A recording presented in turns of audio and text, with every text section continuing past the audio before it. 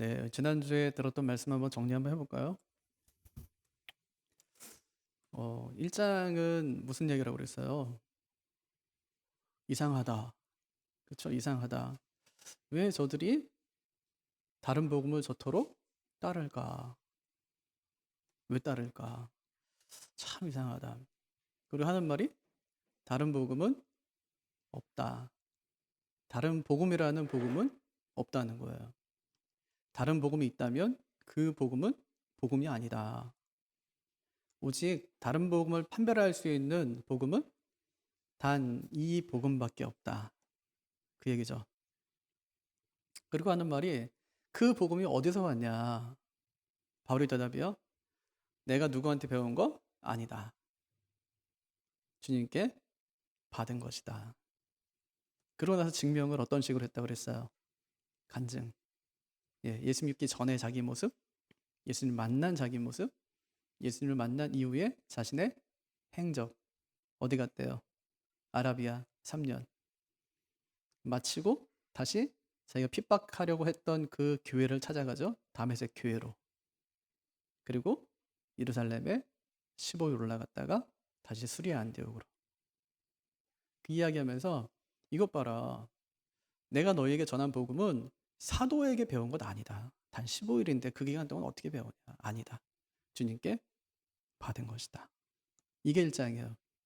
2장은 뭐냐면 그럼 이 복음이 진짜니? 용어거든요. 진짜야 이 말이거든요. 왜 진짜냐면 사도들이 이 복음을 승인해 줬거든. 사도들이 자신들이 전하는 복음과 내가 전하는 복음이 다르지 않다고 승인해 줬거든. 이 이야기를 2장에서 바울이 하는 것입니다. 왜 바울이 이런 말을 할까요? 당시에 거짓 교사들이 바울이 전하는 복음은 사도들이 전하는 복음과 다르다고 주장했기 때문에. 그렇기 때문에 바울이 지금 이 주장을 하는 것입니다. 그래서 1장에서는 내가 전한 복음이 사람에게서 온 건 아니다. 2장에서는 내가 전하는 복음은 사도들이 가르치는 복음과 다르지 않다는 말을 합니다. 그것을 입증하기 위해서 바울이 오늘 1절부터 5절까지는 예루살렘에 재방문하는 이야기예요. 재방문하는 이야기. 재방문의 목적이 그 안에 담겨 있어요. 6절부터 10절 말씀까지는 재방문의 결과에 대해서 말하는 것입니다. 방문에서 뭐 했을까요? 두 가지 하는데 방문에서 두 가지 하는데 첫째는 복음을 설명하는 거예요. 내가 여태까지 전했던 그 복음 몇 년 동안요? 지난 14년 동안. 예수 만나고 지난 14년 동안 내가 이방 교회에 전했던 그 복음이 무엇인지를 교회 앞에서 자기가 설명해요. 이 복음을 내가 전했노라. 그렇게 하고 또 하나 한 것도 있어요. 교회 앞에서도 설명하지만 유력한 자들, 유명한 자들, 당시의 종교 지도자들, 교회 지도자들이죠. 사도들. 이런 사람들 앞에서 개인적으로 복음을 설명했어요. 아주 중요한 일이에요.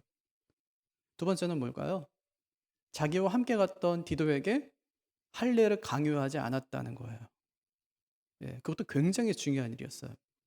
그리고 나서 이제 세 가지 결과. 이렇게 했더니 세 가지 결과가 왔다. 첫째 뭐냐면 내가 전한 복음이 다른 사도들이 전한 복음과 다르지 않다는 승인을 받은 거예요. 승인. 두 번째는 이제는 그 사도들이 그 바울이 전한 복음의 메시지를 딱 듣고 나서 아, 다른 거구나. 역할이 다른 거구나. 하는 것을 인정해 준 거예요. 예를 들면 바울은 이방인을 위한 사도로 하나님께서 부르시고 베드로는 유대인을 위한 사도로 하나님께서 부르셨구나 하는 것을 깨닫게 되었어요. 아, 굉장히 중요한 성과예요. 두 번째. 세 번째 뭐냐면 내가 이제 사도들과 함께 동역자가 되었다는 거예요. 동역자. 동역자가 되었다. 이 이야기를 하는 것입니다. 왜냐하면 그 당시에 바울에 대해서 바울의 사도성도 부인하고 사도성이 부인되면 바울이 전한 복음이 훼손되니까 사도 바울이 이 이야기를 하면서 내가 어떻게 사도가 되었는지 내가 전한 그 복음이 왜 진짜인지를 그들에게 이 갈라디아에 있는 성도들에게 지금 설명하고 있는 것입니다. 바울을 보면 진짜 혼신의 힘을 다하며 살았어요. 예수님을 만나기 전에도 유대교에 붙들려 살아갈 때도 예수 믿는 사람들을 잡아서 죽이는 모습 보십시오. 완전히 혼신의 힘을 다해서 그가 살아가요. 예수 만난 후에도 그냥 직진이에요. 옆을 보질 않아요. 예, 결혼하지 말라잖아 막 사람들한테. 예수 위에 살아야지 무슨 결혼하냐면서 그렇게.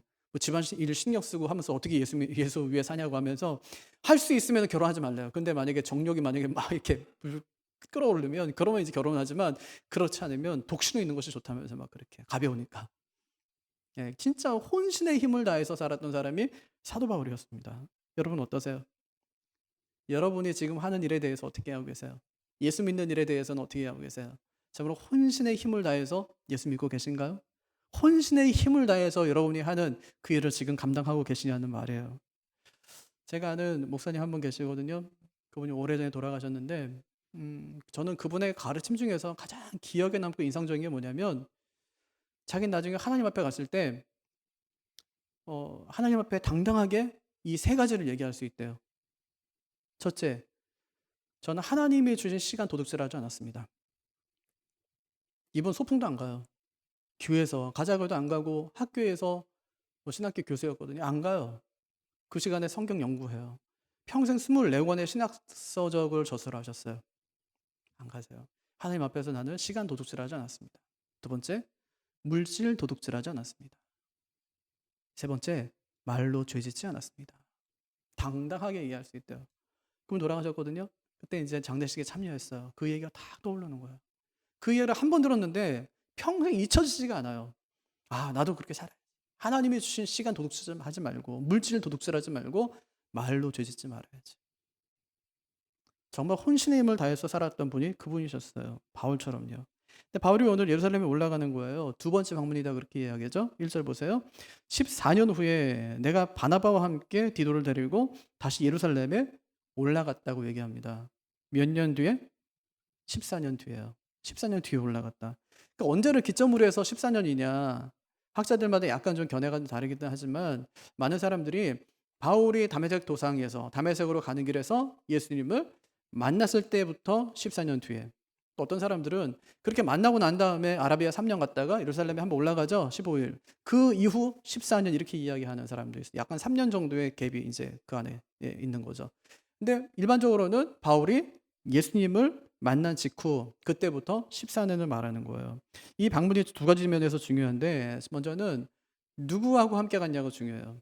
누구하고 함께 가죠? 오늘 말씀 보니까 바나바 또 디도. 바나바 누구예요?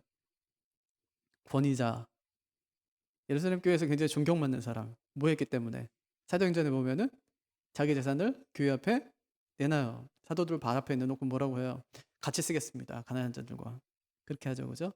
사람들이 굉장히 존경했다고 그랬어요. 그 사람. 디도 누구죠? 헬라스 사람. 둘을 데려가는 거예요. 근데 지금 갈라디아 교회에서는 무슨 논쟁이 한참 벌어지고 있는 거예요? 예수만 믿어서는 안 된다. 뭐도 해야 돼요. 율법도 준수하고 거기다가 할례도 행해야 된다. 이 이야기 이제 막 하고 있는 거예요. 이거 누구 읽으라고 쓴 책이라고요? 갈라디아서는? 갈라디아 교회 성도들에게 지금 읽으라고 쓰는 책이에요. 근데 여기서 지금 디도 얘기를 지금 하고 있는 것입니다. 그들이 지금 예수 믿더라도 율법도 준수하고 할례도 행해야 된다는데 바울이 디도 얘기를 딱 하면서 하는 얘기가 뭐냐면 야 그거 있잖아 내가 예루살렘에 두 번째 올라갔을 때 이미 정리된 거야. 지금 거짓 교사들 와서 이야기하고 있지. 야 근데 그거 있잖아 내가 예루살렘에 두 번째 올라갔을 때 이미 사도들과 교회 앞에서 정리된 거야. 그거 아니거든. 이렇게 이제 이야기하는 거예요. 그럼 사는 얘기가 뭐냐면 그때 내가 디도 할례 행하지 않았잖아. 너희처럼 할례를 행하자고 하는 사람들이 있었음에도 불구하고 내가 할례 행하지 않았는데 그 복음이 교회 안에 받아들여졌어. 사도들에게. 그러니까 그들이 전하는 복음과 내가 전하는 복음이 다르지 않다는 거야. 예, 굉장히 중요한 일이었어요. 이게 첫 번째예요. 두 번째는 그가 전한 복음이 무엇인지가 굉장히 중요해요. 그럼 바울이 예루살렘에 올라간 것은 자기 의지인가요? 아니에요. 그럼 사도들이 좀 보자고 했나요? 그것도 아니에요. 2절에 보면 뭐라고 하죠? 계시를 따라 올라가 이렇게 얘기합니다. 하나님께서 가라고 해서 갔는데 뭔지도 몰라요. 왜 가라고 했는지도 모르고 왜 가야 되는지도 모르는데 갔는데 가서 보니까 복음을 설명할 기회를 얻는다는 거예요. 얻었다는 거죠. 그리고 그 복음이 사도들과 다르지 않다는 인정을 받게 되는 것입니다. 이게 뭐냐면 인도하심이에요. 하나님의 인도하심. 아브라함도 모르는 거예요. 순종하니까 인도하심이 따르는 거예요. 찰스 스펄전 목사님이 하나님의 손을 찾지 못할 때는 그분의 마음을 신뢰하라 그렇게 말씀하셨어요. 하나님의 손을 찾지 못할 때는 그분의 마음을 신뢰하라. 기도해도 하나님의 손이 안 보여요. 도움이 안 보인다고요. 그때 해야 될 일이 있어요. 아, 하나님께서 나와 함께하지 않으시는가 보다. 이게 아니에요. 하나님의 마음을 신뢰하는 거예요. 예. 내가 아들 줄게. 안 줘요. 근데 하나예요. 신뢰해요. 창세기 15장을 보면 그래서 그 아들 준다는 말을 믿는 그 아브라함 보면서 하나님께서 하신 말씀이 있어요. 내가 그를 믿음으로 의롭게 여겼다는 거예요. 의롭다함을 받았대요. 그가 믿음으로. 하나님 마음을 신뢰하는 것이죠. 그럼 바울은 하나님이 왜 자신을 예루살렘에 보내는지 몰랐지만 하나님께는 다 생각이 있어요. 하나님께는 다 생각이 있어요. 사실 바울이 디도를 데리고 예루살렘에 올라가는 것은 굉장한 파격입니다. 왜냐하면 그는 이방인이었고 할례를 받지 않은 사람이었어요. 당시 유대인들의 정서를 생각한다면 디도하고 같이 가는 것은 굉장히 쉽지 않은 결정이었습니다. 근데 왜 데리고 가나요? 2절 끝부분 보세요. 내가 다름질하는 것이나 다름질한 것이 헛되지 않게 하려 함이라 그렇게 말씀하죠. 지난 14년 동안 바울은 이방에서 복음을 증거한 거예요. 정말 수많은 사람들이 예수 믿고 교회가 세워지는 것을 그가 봤습니다. 그런데 이제 유대인들에게 올라가야 되는 거예요. 그때 가서 이제 설명해야 될 거 아닙니까? 왜냐하면 이제 앞으로도 엄청나게 많은 이방인들이 교회로 유입되게 될 텐데, 그럼 이제 예루살렘에 있는 교회 성도들이 그것을 알아야 되는 거예요. 왜냐하면 지금만 해도요, 뭐 SNS 많이 하잖아요. 어느 교회가 부흥된다더라, 지금 뭐 중국 교회가 부흥된다더라, 인도 교회가 부흥된다더라, 얼마든지 알 수 있는데 그때는 그런 시대가 아니거든요. 누가 와서 전해주지 않으면 아무것도 모르는 그런 시대 아닙니까? 그런데 바울이 그것을 경험한 것입니다. 그래서 예루살렘에 있는 성도들에게 그동안 있었던 일을 소개하기 위해서 디도를 데리고 가는 것입니다. 그런데 디도를 본 예루살렘 교회 성도들의 반응이 어땠다는 거예요? 3절 보세요. 그러나 나와 함께 있는 헬라인 디도까지도 억지로 할례를 받게 하지 아니하였으니. 여러분 왜 생뚱맞게 이 얘기하는 걸까요? 분명 2절 이렇게 끝나잖아요. 내가 다름질하는 것이나 다름질한 것이 헛되지 않게 하기 위해서다. 내가 간 거 있잖아. 내가 가고 싶어서 간 거 아니야. 하나님께서 보내서 갔는데 내가 가서 이제 엄청난 일이 있었거든. 근데 내가 너희에게 와서 왜 디도를 데리고 오냐면 내가 그때까지 달려가고 복음 전한 그것이 헛되지 않게 하기 위해서 내가 디도를 데려간 거야. 근데 왜 갑자기 할례 얘기를 하는 거죠? 내가 할례 못하게 내가 지금 막았잖아. 이런 얘기를 왜 하는 것일까요? 아마 2절과 3절 사이에는 어떤 사건이 있었던 거예요. 분명히 행간이 존재한다는 것이죠. 어떤 사람이 디도에게 강제로 할례를 받게 하려고 했다는 것입니다. 그런데 바울이 그것을 거부했다는 거예요. 그럼 그들이 누굴까요? 디도에게 강제로 할례를 주려고 했던 사람들이 누굴까요? 4절에 이렇게 얘기해요. 가만히 들어온 거짓 형제들이다. 그렇게 얘기해요. 이들이 사도행전 15장에 나오는 사람들이에요. 15장 5절을 보면 바리새파 중에 믿는 어떤 사람이 일어나 말하되, 그러니까 바리새파 중에 어떤 사람이 예수 믿은 거예요. 그 사람이 일어나서 말해요. 이방인에게 할례를 주고 모세의 율법을 지키라 명하는 것이 마땅하니라. 교회 안에도 이 사람들이 지금 존재한다는 것입니다. 이들이 교회 안에 있는 유대주의자들이에요. 예수는 믿지만 율법도 지켜야 된다고 주장한 사람들이죠. 여전히 할례가 그들에게는 중요했다는 말입니다. 그래서 디도에게 할례를 강요했다는 거예요. 근데 바울이 어떻게 했다는 거예요? 3절. 그러나 나와 함께 있는 헬라인 디도까지도 억지로 할례를 받게 하지 아니하였느니라. 그렇게 하죠. 바울의 전공법이에요. 어떤 분이 그러더라고요. 바울은 아마 담즙질이었을 거래요. 성격이 막 불같아가지고 그냥 직진이에요. 그냥 꽂혔다 직진하는 거예요. 그냥 옆에 사람 보이지도 않아요. 상황도 보이질 않아요. 그냥 가는 거예요. 가자, 뭐 가는 거야 이러면서 계속 가는 사람이에요. 그러니까 사실 뭐 어쩌면은 옆에 있는 사람이 상처받을 수도 있죠. 마가 같은 사람 좀 연약한데 좀 다독여서 가면 좋은데 바울은 그거 아니에요. 뭐 이런 놈이 다 있어? 뭐 부름받았는데 이래? 그럼 버려, 막 버려. 다음에 같이 가자. 아유 뭐 안 된다면서 그렇게. 그래서 나중에 바나바가 갈라지고 막 이러잖아요. 담즙질. 네, 가는 거예요 그냥 막. 바울은 막 달려가는 겁니다. 목표를 해서 질주하는 것이죠. 교회는요 사실 본질을 좀 붙들어야 돼요. 본질, 진짜 이 교회의 본질을 붙들고 가야 돼요. 만약에 상대적인 것을 붙들다가는 교회도 바른 길로 가지 못할 거예요. 오래전부터 고시는 사람을 아끼지 않는다 그런 말이 있어요. 저희 교단이 고신교단 아닙니까? 그러니까 이제 전해져 내려오는 말이 고시는 사람을 아끼지 않는다. 몇 가지 이유 때문인데 박윤선 목사님 아세요? 아마 어른들은 아실 거예요. 1세대 신학자쯤 돼요. 우리나라의 1세대 신학자. 네, 그래서 뭐 교회 정말 선생이죠. 네, 그래서 아마 목사님들 중에 박윤선 목사님 주석을 한 질 정도 안 갖고 계신 분은 아마 거의 없을 거예요. 고전이기도 하고 성경 해석이 참 바르고. 그래서 뭐 그걸 보고서 이제 목사님들이 많이 은혜 받고 하고 이제 그렇게 해요. 저 신학교 다닐 때는 한 교수님 뭐라고 말씀하시냐면 나중에 목회하게 되면 굳이 뭐 그 설교 준비하지 말래요. 새벽기도 때 그냥 박유선 목사님 그 설교 그 주석만 읽어도 은혜가 된다는 거예요. 그 정도로 이제 한국교회 영향을 많이 끼치신 분이었어요.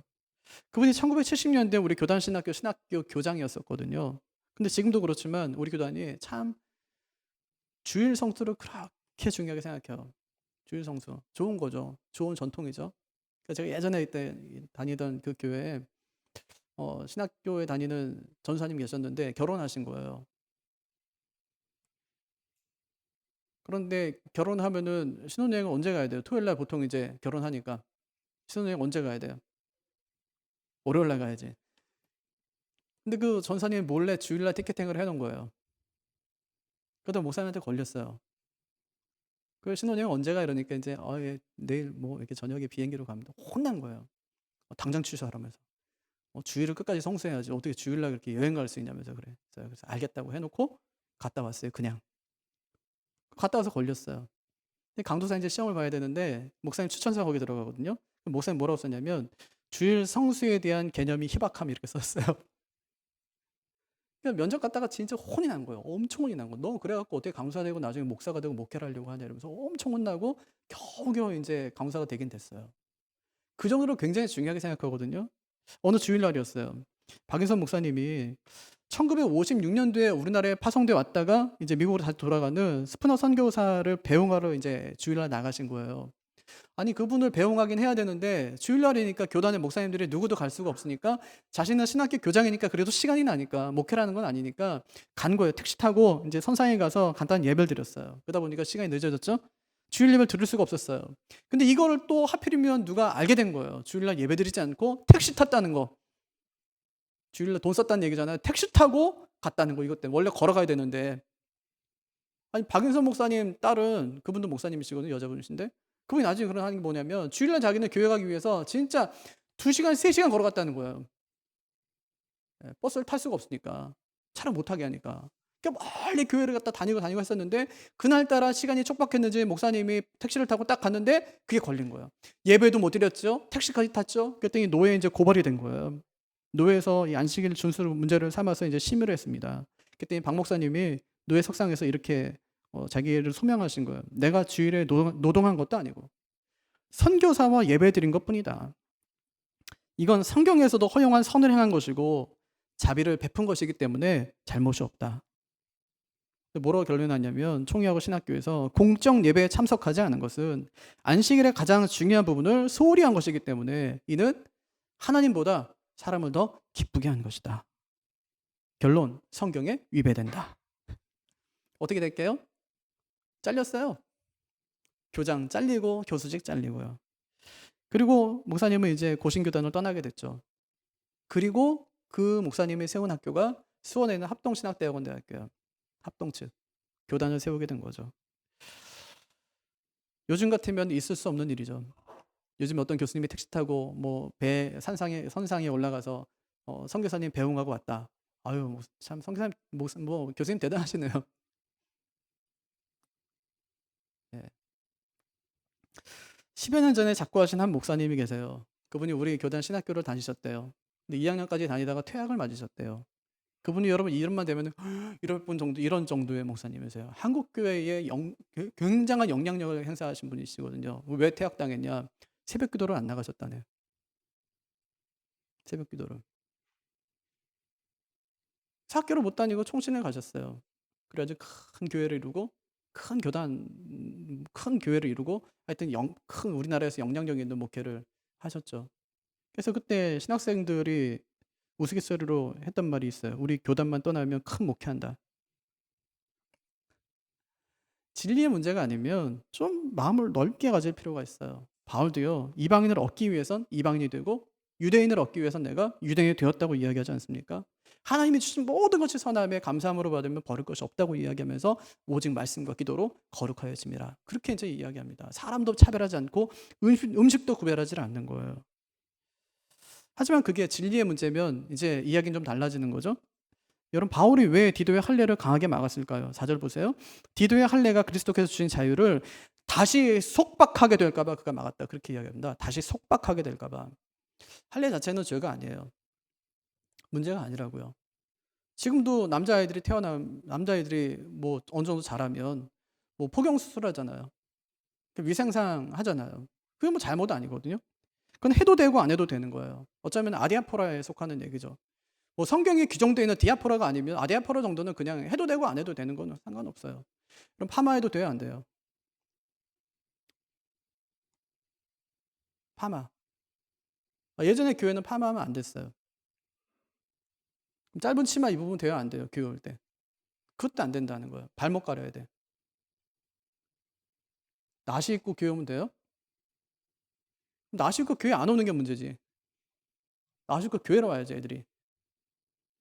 아니, 사역하다 보면 애들이 막 나시 입고 여름에 더우니까 막 오거든요, 교회. 막 질색을 하는 거예요, 권사님들 막 등짝 때리면서 막. 어디 교회에 나시를 입고 오냐면서 그래. 앞에 걔가 또 대표기도인데 하필이면. 결국 자기 옷을 갖다 벗어갖고 또 입혀요. 껴고 보내는 거야. 그래서 제가 그랬어요. 그 선생님인데, 선생님, 얘가 이거 입고 다른 데 가는 게 문제지. 근데 이거 귀여우니까 얼마나 용감하고 좋냐. 얘 평생 이거 입겠냐. 입을 때가 있는 거지. 아니, 할머니 돼서 입으면 좀 그렇잖아, 그게. 근데 애들은 뭐 그럴 수 있거든요. 얼마든지. 중요한 거 아니니까. 그것 때문에 마음에 상처를 받으면 아이들이 또 교회 또 멀어지게 되니까 신앙에 떠나게 되잖아요. 나중에 돌아온다고 해도 그 나머지 이 시간들을 어떻게 우리가 또 아이에게 보상해 줄 수 있겠습니까? 정말 중요한 본질이 아닌 것, 정말 이게 상대적인 거 이런 거 있잖아요. 그런 것에 대해서는 좀 마음을 넓게 열 필요가 있다는 것입니다. 하지만 할례가 구원의 문제에 개입하게 되면 그건 말이 달라진다는 거예요. 할례를 받아야지만 구원을 받게 된다고 그렇게 이야기한다면 복음이 깨지는 것입니다. 다시 율법이 사람을 속박하게 되고 그리스도께서 주신 자유는 훼손당하고 마는 것이기 때문에 그것은 그렇게 되어서는 안 되는 문제라는 것이죠. 그래서 바울이 할례를 완강하게 거부합니다. 예루살렘에 몰래 들어온 이단들이 디도에게 할례를 받으라고 강요했지만 바울은 그들의 행위가 복음의 진리를 정면으로 부인하는 행위였기 때문에 완강하게 거부했다는 것입니다. 5절 보세요. 내가 그들에게 한시도 복종하지 않았다고 하죠. 왜 복종하지 않았다고 하나요? 복음의 진리가 항상 우리와 함께 있게 하기 위해서 그렇게 했다는 것입니다. 복음은요, 복음으로 있을 때 복음이 되는 거예요. 만약에 복음에 1%라도 다른 것이 섞이면 그 순간부터 복음이 되지 않는 것입니다. 바울은 그 누구보다 그 사실을 잘 알고 있었죠. 그래서 그는 다른 복음은 없다 그렇게 이야기하고요. 다른 복음은 복음이 아니다 그렇게 말씀합니다. 지금 바울이 2장에서 계속 말씀하고 있는 거는 내가 전한 복음이 사도들이 전한 복음과 다르지 않다는 얘기예요. 그걸 입증하기 위해서 앞에서는 예루살렘에 재방문한 사건을 이야기하고 뒤에서는 방문 결과를 이야기합니다. 바울이 바나바와 디도를 데리고 예루살렘에 재방문했다는 거예요. 여기서 중요한 게 뭐라고 그랬어요? 누구하고 함께 갔는지. 두 번째는 그가 전한 복음이 무엇인지가 중요하다고 그랬어요. 바나바와 디도 데리고 함께 갑니다. 디도를 통해서 할례에 관한 논쟁이 일자 복음과 복음이 아닌 것에 대해서 명확히 바울이 설명해 주죠. 이것이 그의 방문 목적이었어요. 그럼 6절부터는 방문 결과에 대해서 이야기합니다. 결과가 세 가지라고 말했죠. 첫 번째는 내가 전한 복음이 사도들에게 승인을 받았다는 것입니다. 승인 받았다. 바울이 공개적으로 복음 전했지만 사실은 약간 개인적으로도 유력한 사람들에게 복음도 전했습니다. 그때 바울이 만난 사람이 9절에 나와요. 예수님의 동생 야고보, 베드로, 요한. 그들이 교회 안에서 어떤 위치에 있었죠? 2절 보면은 유력한 자들이었대요. 6절 보면 유력하다는 이들이라고 얘기하죠. 9절 보면 기둥같이 여기는 자들이다. 그렇게 얘기했습니다. 그러니까 바울이 그들에게 자신이 믿는 복음을 설명했다는 거예요. 그랬더니 그들이 보인 반응이 뭐예요? 6절 저 유력한 이들은 내게 의무를 더하여 준 적이 없고, 그러니까 바울이 전한 복음에 하자가 없다는 것을 인정해 줬다는 얘기입니다. 아니 할례 더 추가해야지. 이럴 땐 조금 더 이런 얘기를 하면 더 어떨까? 이렇게 이제 이야기하지 않았다는 것을 말하는 거예요. 바울이 전한 복음을 액면 그대로 인정해 주었다는 것입니다. 그때 그가 전한 복음이 지금 그가 갈라디아 성도들에게 전한 그 복음이라고 이야기하는 것이죠. 그것이 2절인데요. 내가라고 앞에 말하죠. 뒤에 보면 전파하는 복음이라고 해요. 현재 시제거든요. 그때 사도들 앞에서 말한 그 복음이 지금 내가 너희에게 말하는 이 복음이다. 이제 그렇게 이 바울이 설명하는 것입니다. 그런데 그때 사도들이 문제가 없다고 한 복음을 누가 문제가 있다고 하는 거예요? 거짓 교사들이 문제가 있다고 하는데 그러면 도대체 누가 문제가 있는 것이냐? 그 이야기하는 것이죠. 그러면서 하는 말이 그렇다고 내가 전한 복음이 사도들이 인정했다고 해서 그 복음이 바른 복음이라고 이야기하는 것은 아니다. 그렇게 이야기해요. 그들이 인정했기 때문에 그들과 전하는 복음이 똑같기 때문에 이 복음이 바른 복음이라고 내가 이야기하는 건 아니다. 그렇게 이야기해요. 사실 그들이나 나나 하나님 앞에서는 동등하다. 그 얘기합니다. 왜 그럴까요? 지긋지긋한 거예요. 자꾸만 내가 뭐 낫다고 그러고 그 사람이 더 높다고 그러고 이러니까 지긋지긋해요. 무슨 얘기예요? 그들이나 나나 하나님 앞에는 다 동등하다는 말입니다. 6절의 괄호 부분 한번 보세요. 괄호. 본래 어떤 이들이든지 내가 상관이 없으며 하나님은 사람을 외모로 취하지 아니하시나니. 그러니까 보통 대형교회 목사님들하고 있잖아요. 이 개척교회 목사님들하고 사람들이 대하는 태도가 다릅니다. 네. 뭐 어떻게 아냐? 신방 가보면 알아요. 신방 가보면 알아요. 엄청 어려워요. 대형교회 목사님들. 못 올 때 온 것처럼 마치 이렇게 누추한 데를. 네. 그래서 무슨 목사님이 오는 걸 예수님 오는 것처럼 생각해요. 개척교회 목사님들이 신방 간 데는 무서워해요. 무슨 얘기를 하려고 그러나. 아니 대하는 태도가 다르다니까요. 사람들이. 갈라디아 성도들이 바울을 대하는 태도하고 예수님의 제자였던 그 사도들을 대하는 태도가 완전히 달랐다니까요. 어떻게 느꼈냐? 격이 다르다고 생각했습니다. 격이 다르다고. 갈라디아 성도들은 이 권위면에서도 바울이 그 사도들에게 뒤처진다고 생각했습니다. 야고보는 누군가요? 야고보는 예수님의 동생. 예수님의 동생 야고보예요. 사도 야고보는 죽었으니까 채용당해서. 예수님의 동생 야고보. 베드로 누군가요? 예수님의 수제자. 요한은 누군가요? 예수님이 사랑하시는 제자. 밥 먹을 때마다 예수님 품에 안겨서 먹었던 그 제자예요. 그 실제로 아닌 게 아니라 이들은 예수님과 함께 예수님이 이 땅에 계셨을 때 함께 동행했던 사람들이에요. 먹고 마시고 살을 부대끼며 그렇게 살았던 사람들. 하지만 바울은 그런 사람들이 아니에요. 그런 사람이 아니었습니다. 근데 바울은 그들이 아무리 그렇다 할지라도 하나님은 그들의 그런 외적인 조건을 보고 사람을 취하지 않는다. 그렇게 말씀하고 있는 거죠. 사람들이 볼 때는 그들과 내가 차이가 나게 보일지 모르지만 하나님 눈에는 다 똑같다는 것입니다. 그들이나 나는 다르지 않다는 거죠. 그들이 전한 복음이나 내가 전한 복음이 똑같다는 것입니다. 자신이 전한 복음을 듣고 사도들이 내가 전한 복음과 다르지 않다고 인정해 주었다는 거예요. 어쨌든 바울이 예루살렘에 재방문해가지고 얻은 첫 번째 그 수학이 뭐냐? 그것은 자기가 전한 그 복음을 사도들이 인정해 주었다는 것입니다. 승인됐다, 승인받았다는 것이죠. 두 번째는 이번 방문을 통해서 사도들과 나의 역할 분담이 이루어졌다는 거예요. 역할 분담. 7절과 8절 보세요. 도리어 그들은 내가 무할례자에게 복음 전함을 맡은 것이 베드로가 할례자에게 맡음과 같은 것을 보았고 베드로에게 역사하사 그를 할례자의 사도로 삼으시니가 또한 내게 역사하사 나를 이방인의 사도로 삼으셨느니라. 사도들이 바울의 설명을 듣고 뭘 깨달았을까요? 아, 하나님의 은혜가 임했구나 하는 걸 깨달았어요.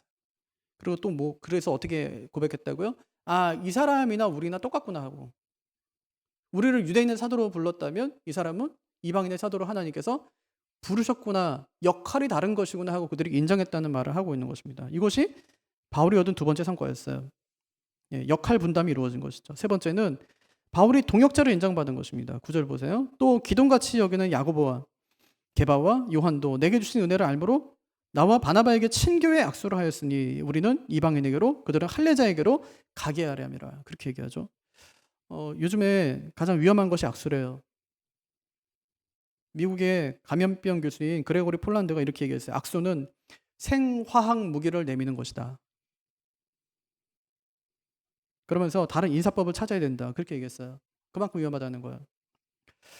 또 예전부터 내려오는 얘기 중에 악수는 무기가 없다는 표현이다. 원래 여자들은 악수하지 않죠? 예. 남자들은 보통 만나면 악수하거든요. 악수 안 하면 굉장히 서운해요. 예, 악수해야 돼, 악수. 만날 때도 해야 되고 헤어질 때도 해야 돼요. 안 하면 뭔가 나한테 기분 나쁜 일이 있나? 이렇게 이제 생각한단 말이에요. 오래 이제 전통이에요. 여자는 그렇지 않거든요. 그러니까 그들이 오래전부터 무기를 갖지 않았기 때문이다. 이제 그렇게 얘기하는 사람들도 있어요. 제가 본 가장 인상 깊은 악수는 2018년도에 우리 문재인 대통령하고 김정은하고 판문점 군사분계선 앞에서 악수한 그 장면이에요. 그건 진짜 잊을 수가 없어요. 아마 역사적인 순간이겠죠. 아마 바울에게도 잊을 수 없는 악수 장면이 9절에 나오는 사도들과의 이 악수의 장면이었을 것입니다. 그들이 바울의 설명을 듣고 바울과 악수를 하는 거예요. 바울은 그 악수를 친교의 악수다 그렇게 이야기합니다. 그들이 바울을 동역자로 인정한 것이죠. 하나님이 우리는 할례자에게 가게 하고 바울은 이방인에게 가게 하는 것을 인정한 것입니다. 굉장히 중요한 장면이에요. 예수님이 승천한 지가 14년이 넘었어요. 근데 예수님의 제자들 중에는 단 한 사람도 이방을 위해서 복음을 증거하러 간 사람이 없어요. 베드로도 그렇고 뭐 요한도 그렇고 지금 예루살렘 교회 안에서 유력자가 되어 있는 거예요. 유명한 사람 되어 있는 겁니다. 기둥 같은 사람이 되어 있는 것입니다. 그런데 그때 바울이 찾아온 거예요. 그들에게 바울이 복음을 전하는 거예요. 그리고 그들을 깨닫게 해요. 우리가 유대인의 사도라면 그는 이방인의 사도구나. 이렇게 바울이 사도들과 동역자가 됩니다. 그래서 바울이 예루살렘에 올라가서 세 가지 소득 얻어요. 첫 번째는 뭐예요? 바울의 복음이 사도들에게 승인받았다는 거죠. 다르지 않다, 복음이. 두 번째는 사도들과 바울 사이에 역할 분담이 이루어졌다는 거예요. 세 번째는 그가 사도들의 동역자로 인정받았다는 것입니다. 그리고 나중에 이 사도들이 바울에게 한 가지 부탁을 합니다. 그게 10절이에요. 다만 우리에게 가난한 자들을 기억하도록 부탁하였으니 이것은 나도 본래부터 힘써 행하여 왔노라. 무슨 부탁이요? 가난한 자들 기억해달라는 거예요. 바울이 이야기해요. 난 이거 예전부터 그렇게 해왔다는 거예요. 앞으로도 그렇게 할 거라는 거예요. 실제로 그렇게 하나요? 나중에 후에 바울이 이방 교회를 다니면서 헌금을 걷어요. 예루살렘 교회를 위해서. 흉년 때문에 고통당하는 성도들을 위해서 헌금을 걷어요. 바울이 다른 사람 편에 보내도 되지만 자신이 직접 가지고 올라갑니다. 선지의 딸들이 만류해요. 올라가면 죽습니다. 성령께서 당신 죽는다고 합니다. 만류 올라갑니다. 나의 달려갈 길과 주 예수께 받은 사명 이러면서 하나님의 은혜의 복음 증거하는 일을 마치려 하면은 나의 생명조차 조금 더 귀한 것으로 여기지 아니하노라. 올라가요. 약속을 지키는 거죠. 이것이 교회가 해야 될 일이라는 것입니다. 교회는 복음도 전하지만 어려운 교회들도 잘 돌봐야 돼요. 저희 교회도 20몇 군데, 22군데 기관 또 선교지 후원하잖아요. 근데 저는 제 마음에 늘 기쁘게 생각하는 하나가 있어요. 우리 시차례 몇 교회가 작은 돈이지만 돈을 모아서 한 교회로 후원해요. 그 교회 월세를 내주는 거예요. 이제 개척한 지 2년 정도 되는 교회야. 자립할 힘이 없어요. 근데 우리에겐 작은 돈이에요. 근데 몇 교회가 모이니까 큰 돈이 되더라고요. 그 교회의 월세를 넉넉하게 줄 수 있을 만큼의 힘이 되더라고요.